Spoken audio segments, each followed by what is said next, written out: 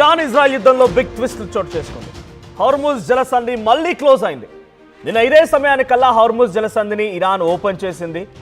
ఇక యథేచ్ఛగా ఆయిల్ ట్యాంకర్లు కానీ బల్క్ క్యారియర్లు కానీ హార్ముజ్ జలసంధి వెంట ఎక్కడికంటే అక్కడికి వెళ్ళొచ్చినటువంటి మాటని మనం చెప్పుకున్నాం. కానీ 24 గంటలు ముగియక మునిపే 24 గంటలు పూర్తవక మునిపే మళ్ళీ హార్ముజ్ జలసంధికి సంఖ్యలు వేసింది ఇరాన్. ఎవరైనా కనుక తమ నౌకలతో ఈ హార్ముజ్ జలసంధిని దాటాలని ప్రయత్నం చేస్తే బాంబులు పెట్టి లేపేసి తునాతునకలు చేస్తాం, మీ యొక్క నౌకల్ని ముక్కలు ముక్కలుగా చేస్తామని చెప్పి వార్నింగ్ ఇస్తోంది ఇరాన్. అయితే ఏం జరిగిందనంటే లెబనాన్ పైన ఇజ్రాయెల్ దాడులే ఈ యొక్క హార్ముజ్ జలసంధి క్లోజ్కి మళ్ళీ కారణంగా తెలుస్తున్నాయి. తాజా పరిస్థితులపైన పాక్ ప్రధాని షహబాజ్ షరీఫ్తో కూడా ఇరాన్ అధ్యక్షుడు పెజెస్కియాన్ మాట్లాడుకొచ్చారు.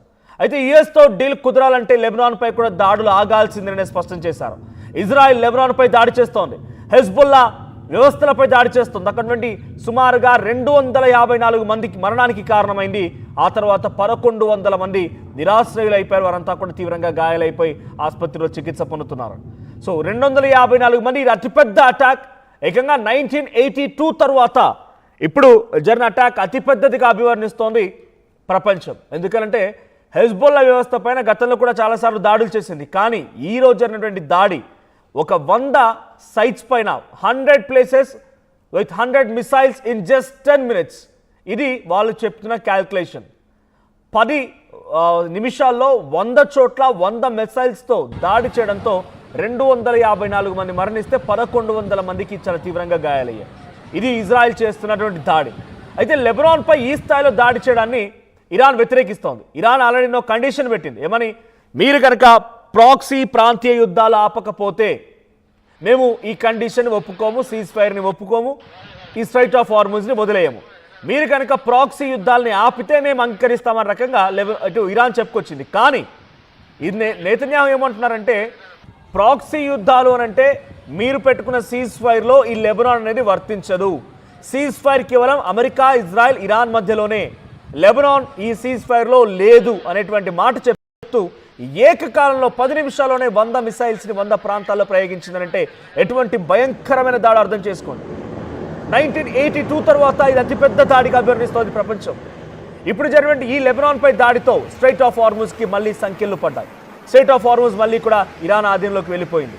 సో ఇక్కడ 12 లక్షల మంది ఇప్పటివరకు లెబనాన్లో కంటిన్యూస్గా ఈ వార్ మొదలైన నాటి నుంచి, అంటే లెబనాన్పై ఎప్పుడైతే ఇజ్రాయెల్ అటాక్ చేయడం మొదలుపెట్టిందో ఆ రోజు నుంచి ఈ రోజు వరకు 12 లక్షల మంది నిరాశ్రయులు అయిపోయారు. ఆహారం లేదు, కంప్లీట్గా ఆర్తనాదాలు వినబడతాయి తప్ప లెబనాన్లో ఎక్కడ చూసినా కూడా ఒక దయనీయమైన పరిస్థితి కనబడుతుంటుంది. సో ఇప్పుడు మళ్ళీ ఇరాన్ కూడా టార్గెట్ చేస్తోందట. ఇరాన్ కూడా ఇజ్రాయెల్ లక్ష్యంగా కొన్ని పొజిషన్స్ సిద్ధం చేసుకుని పెట్టుకుంటుంది. బికాస్ తమ సపోర్ట్ అయినటువంటి లెబనాన్ పైన, హెజ్బుల్లా వ్యవస్థల పైన దాడి చేయడాన్ని ఇరాన్ వ్యతిరేకిస్తూ ఇప్పుడు లక్ష్యంగా ఇరాన్ ఇజ్రాయెల్ని ఎంచుకుంది. ఇజ్రాయెల్ లక్ష్యంగా ఇరాన్ మళ్ళీ ఏ క్షణమైన దాడికి తెరలేపే అవకాశం ఉన్నట్టుగా ఇరాన్ సంబంధించినటువంటి ఇంటెలిజెన్స్ నిఘా వ్యవస్థలు అంచనా వేస్తున్నాయి. ఈ దాడిలో లెబనాన్కి సంబంధించి రాడార్, ఎయిర్ డిఫెన్స్ సిస్టమ్స్ కూడా పూర్తిగా ధ్వంసమయ్యాయి. ఇక దాడులకు ముందే లెబనాన్ కమ్యూనికేషన్ వ్యవస్థ కూడా హ్యాక్ చేసినట్టు తెలుస్తోంది. దాడులతో గగనతలం పూర్తిగా మూసివేసింది లెబనాన్. ఇక ఐడిఎఫ్, ఇజ్రాయెల్ డిఫెన్స్ ఫోర్స్ చెప్తోంది ఏంటంటే 1982 తర్వాత ఇది అతిపెద్ద దాడి అని ఇజ్రాయెల్ డిఫెన్స్ ఫోర్స్ అనౌన్స్ చేసింది. ఇజ్రాయెల్పై భారీగా దాడులు చేసేందుకు లెబనాన్ కూడా వ్యూహాలు రచిస్తోంది.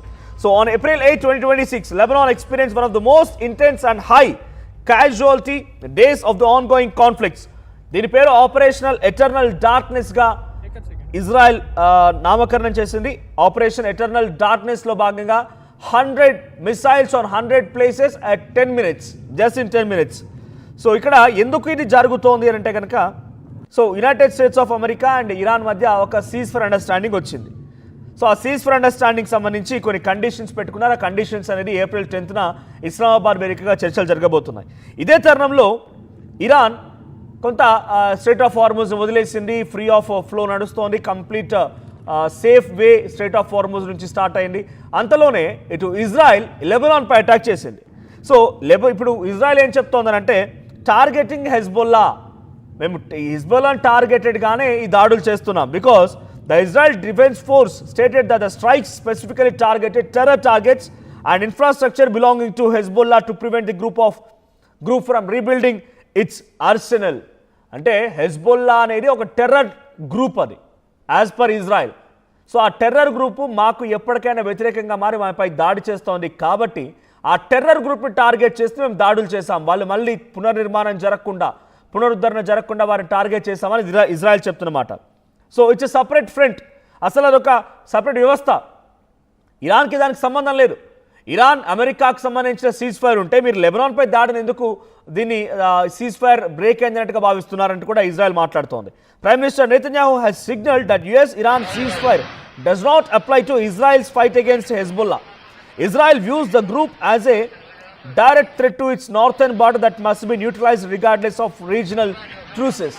సో నార్థన్ పార్ట్ ఆఫ్ ఇజ్రాయెల్కి ఎప్పటికైనా ఈ హెజ్బుల్లా లాంటి వ్యవస్థ టెర్రర్ గ్రూప్ అనేది ప్రమాదంగా మారే అవకాశం ఉంది కాబట్టి మేము వాటిపై దాడి చేస్తున్నాం అంతే, కానీ మీకు ఈ సీజ్ ఫైర్కి ఎటువంటి సంబంధం లేదు అని నెతన్యాహు చెప్తున్నారు. స్ట్రాటజిక్ ఐసోలేషన్ కూడా, అంటే military operations have also focused on destroying infrastructure such as bridges. So అక్కడ మిలిటరీ ఇన్ఫ్రాస్ట్రక్చర్ని కూడా దెబ్బతీస్తోంది. హెజ్బుల్లా అనేది సపరేట్ వ్యవస్థ, వారికి ఒక ఆర్మీ సైన్యం కూడా ఉంది. యాజ్ లైక్ పాకిస్తాన్లో బలూచిస్తాన్ ఏ రకంగా అయితే వేరుపాటువాదం కోసం పోరాడుతూ అక్కడ ఒక సైన్యాన్ని ఏర్పాటు చేసుకుందో, ఇక్కడ లెబనాన్లో హెజ్బుల్లా లాంటి వ్యవస్థ ఒక ఇండిపెండెంట్ సైన్యాన్ని ఏర్పాటు చేసుకుంది irrespective of Lebanon government. So ఆ ఇర్రెస్పెక్టివ్ ఆఫ్ గవర్నమెంట్ చేసుకున్న సైన్యం పైన అటాక్స్ ఉన్నాయి. ఇప్పుడు హెజ్బుల్లా మిలిటరీపై అటాక్ చేస్తున్నాం అనేది ఇజ్రాయెల్ వర్షన్. ఇక్కడ ఇరాన్ ఏం చెప్తోంది, సో ఇది మీరు మళ్ళీ రిటిలియేషన్ కారణమవుతున్నారు, మీరు మళ్ళీ యుద్ధానికి దారి తీస్తున్నారు, మీరు ఆ లెబనాన్పై దాడులను ఆపండి అంటూ వార్నింగ్ ఇస్తోంది ఇరాన్. సో డిప్లొమాటిక్ ప్రెషర్ కూడా పెరుగుతుంది. Iran foreign minister Abbas Araghchi has accused Israel of sabotaging peace efforts and question whether US can control Israel military actions. మీరు ఇజ్రాయెల్ని కనుక కంట్రోల్ చేయలేకపోతే మళ్ళీ యుద్ధం పెరుగుతుంది అనేటువంటి వార్నింగ్ కూడా ఇరాన్ ఫారెన్ మినిస్టర్ అబ్బాస్ అర్గాచి ఇటు కామెంట్ చేస్తూ యుఎస్ని ట్వీట్ చేస్తున్నారు. సో ఎకనామిక్ సిచ్యువేషన్ కూడా మళ్ళీ స్ట్రైట్ ఆఫ్ హార్మూజ్కి సంబంధించిన సిచ్యువేషన్లో ఎకనామిక్ క్రైసిస్ కూడా మళ్ళీ ఏర్పడే అవకాశం అంటూ వార్నింగ్ ఇస్తున్నారు. అసలు హెజ్బుల్లాని ఎందుకు టార్గెట్ చేసింది, హెజ్బుల్లా అంటే ఏంటి అంటే కనుక, సో హెజ్బుల్లా అనేది it's completely A state with in a state. So అంటే లెబనాన్ అనే దేశంలో ఇంకో దేశంగా మారిందట హిజ్బుల్లా అనేది.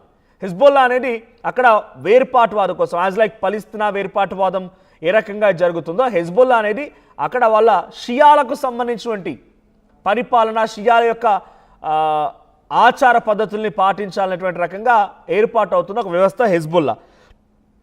So it's a hybrid entity, it's simultaneously Shia Islamist political party. It's a political party, Shia Islamic political party, a social service provider and a powerful paramilitary force Hezbollah అనేది.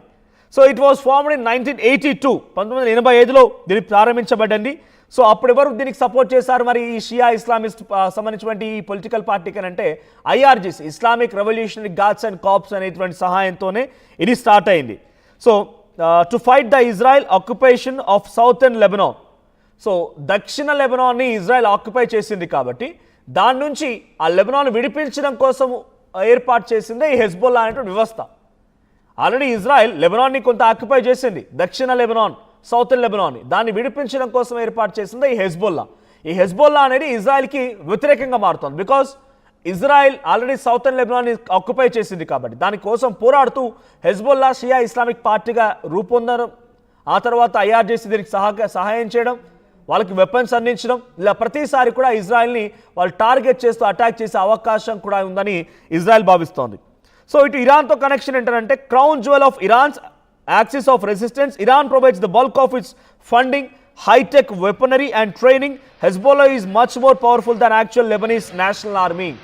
లెబనాన్లో ఉన్నటువంటి దేశానికి సంబంధించిన army కంటే కూడా ఈ Hezbollah ఏర్పాటు చేసుకున్న army చాలా పవర్ఫుల్ అని ఇరాన్ నేతృత్వంలో వారికి టెక్నాలజీ రావడం, వెపన్స్ రావడం వల్ల అన్నీ కూడా వాళ్ళు సమకూర్చుకొని లెబనాన్లో ఉన్నటువంటి దేశం చేత నడపబడుతున్న ఆర్మీ, గవర్నమెంట్ రూల్డ్ ఆర్మీ కంటే కూడా ఈ హెజ్బుల్లా ఆర్మీ చాలా బలమైంది అని ఇజ్రాయెల్ భావిస్తోంది. సో వాళ్ళ ఐడియాలజీ ఏంటి, so destruction of Israel and expulsion of western powers from the middle east. So